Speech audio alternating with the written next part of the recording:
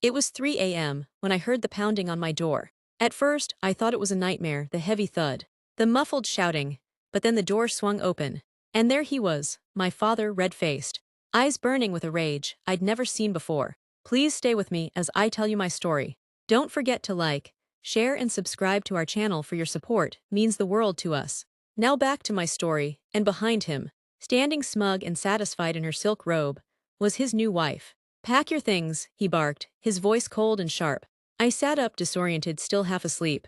What happened? His wife's lips curled into a smile. You disrespected me, she said softly, but her tone dripped with venom.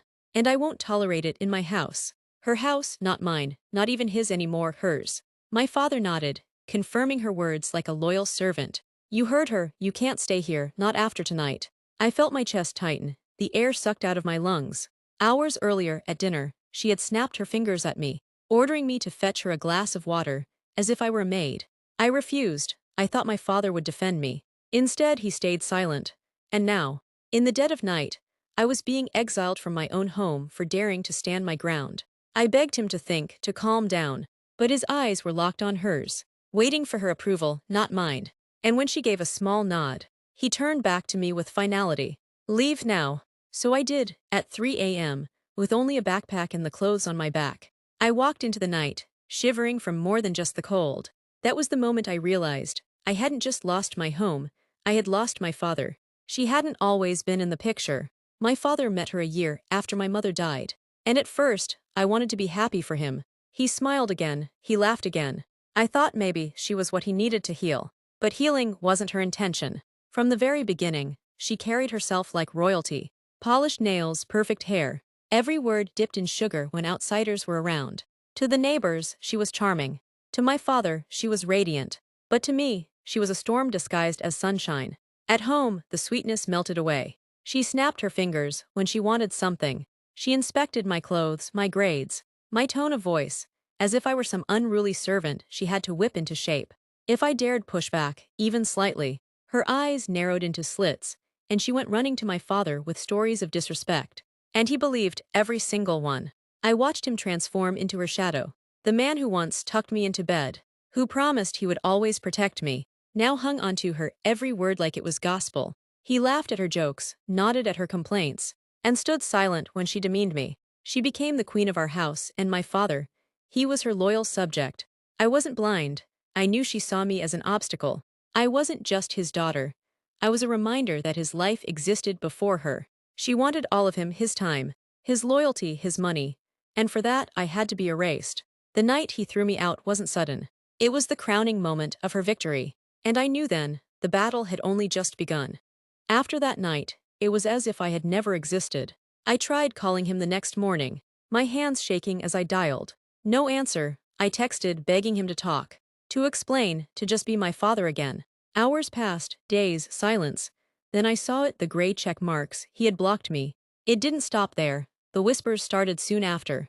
A neighbor bumped into me at the grocery store, her voice dripping with sympathy. So, you've moved away for school already. That's what your father said. Moved away, school, lies. I walked home with the weight of it pressing on me. She hadn't just taken my place in the house. She was rewriting my story. To the world, I wasn't a daughter betrayed at 3 a.m. I was simply gone. And the cruelest part, people believed it. They smiled at her when she walked down the street, congratulated my father on raising such a strong young woman. They had no idea I was sleeping on a friend's couch, clutching my backpack, wondering how my own father could erase me so easily. The more I watched from the outside, the clearer it became. She wanted me forgot. My father was her puppet, and together, they were painting over my existence like I was nothing more than a stain on their perfect picture. But erasing me had consequences they hadn't considered. Because while they were busy rewriting my story, I discovered something they couldn't touch, something that gave me more power than I'd ever had before. And for the first time since that night, I smiled. They thought they had won. They had no idea what was coming. I thought I had nothing left, no home, no family, no father. But then I remembered something my grandfather once told me, back when I was younger, and he still had that twinkle in his eye. One day, he had said, you'll understand why I built the trust the way I did. It's not just money, it's protection. At the time, I didn't understand. But now, living out of a suitcase and piecing my life together, I finally dug into the documents he had left behind. And there it was, the clause. The trust wasn't just mine. It was tied to the family business. Too, certain accounts, investments, and property leases all required my co-signature. My father might have thought he was the king in his new wife's little empire. But in truth, I held the crown. The realization left me breathless. She had spent months trying to erase me, convincing my father to throw me out like garbage. But while she played her games, I had been sitting on the one thing that could burn her perfect world to ashes. I thought about the way she smirked that night as my father barked for me to pack. I thought about how quickly he chose her over me, without hesitation, without love. And then I thought about the accounts tied to my name, the ones she was counting on to fund her lavish dinners, her designer clothes, her endless parties. I didn't need to scream. I didn't need revenge in words. All I had to do was sign one form, and with a single stroke of my pen, I could turn their empire into rubble. The decision came on a cold Monday morning. I sat at the lawyer's office, pen in hand, my pulse racing like a drumbeat in my ears. One signature, just one, and everything they had built together would start to crack. I hesitated for a moment, the image of my father flashing in my mind, the man who once carried me on his shoulders, who promised he would always protect me. But then I remembered his words at 3 a.m., his voice sharp and merciless. Leave now. I pressed the pen down, signed. The lawyer nodded, sliding the papers into a folder. It'll take effect within 48 hours. He said, are you ready for what comes next? I was. 2 days later, the first ripple hit. A friend who worked at the business called me in secret. Payroll bounced, he whispered. Your dad is furious, she's panicking. By the end of the week, the cracks widened. The credit cards were declined at their favorite restaurant. Vendors started pulling contracts. Their perfect empire, the one she paraded through town like a trophy, was collapsing in slow motion. And then came the first call. Blocked number. My stomach tightened as I answered. Please, my father's voice trembled. We need to talk. I almost laughed. Weeks of silence. Months of betrayal. And now, suddenly, he remembered I existed. But I stayed silent, letting the weight of his desperation hang in the air. He had thrown me into the night, without a second thought. Now the night had come for him. The phone rang again that night. Same blocked number. I almost ignored it. But something in me wanted to hear the sound of his voice, to hear him admit what he had done. Hello, I said flatly. There was a pause, then a shaky breath. It's me, my father whispered. His voice sounded smaller than I remembered. Stripped of its authority. I shouldn't have thrown you out. It was a mistake. You need to come back. Please, we need you. I leaned back in my chair, letting the silence stretch. For weeks, he had been content to erase me, to pretend I didn't exist. And now, with his world falling apart, suddenly I mattered again. But then I heard it, a hissed whisper in the background. Her voice. Tell her you love her. Tell her she's still your daughter. He stammered, his words tumbling over each other. Why, you know I love you. Of course I do. You're my daughter. I was confused, misled. I closed my eyes, bile rising in my throat. He couldn't even beg without her pulling the strings. You're not calling because you love me. I said, my tone like ice. You're calling because you need me. He started to protest, but the sound of her muffled voice cut through again. Don't let her hang up. She has to fix this. That was all I needed to hear. I let out a bitter laugh. She's still controlling you, even now. And you expect me to save you. His silence was my answer. I hung up. And for the first time since that night, I didn't cry, I smiled. Because I realized something he hadn't yet. This wasn't just my revenge. It was only the beginning of their downfall. After that call, I couldn't shake her voice from my head. The way she hissed instructions in the background, as if my father were nothing more than her puppet. It wasn't just control, it was desperation. So I started digging. At first, I thought I was chasing shadows. But then the cracks appeared. A friend from the bank whispered that my father's wife had opened multiple lines of credit in her name, and all of them were maxed out. Designer clothes, expensive trips, jewelry. The life she flaunted wasn't funded by love. It was funded by debt. The deeper I looked, the uglier it became. Gambling slips tucked under false names. Loan sharks. Quiet repayments that didn't match her income. She hadn't married my father for love. She had married him for escape. A lifeline from the pit she'd already dug herself into. And the kicker, she had been planning to drain the trust fund from the very beginning. Emails, signed contracts, arrangements with lawyers. She thought I was the weak link, the easily erased daughter who would step aside without a fight. But she miscalculated. Because I had the one thing she couldn't manipulate, control of the accounts, And now, I had proof. Proof that she wasn't just a liar, she was a parasite. Proof that the woman my father chose over me was about to destroy him. As I gathered the documents into a folder, my hands trembled, not with fear but with a rush of power. For months, they had rewritten my story, painting me as the villain. But now I had the truth. And the truth was about to tear their world apart. I chose the meeting place carefully, a quiet restaurant on the edge of town, the kind with dim lights and hushed conversations. When I walked in, they were already there. My father looked older, thinner. His eyes darted nervously, like he hadn't slept in days. Beside him, she sat straight-backed, her red lipstick flawless, her gaze sharp and unyielding.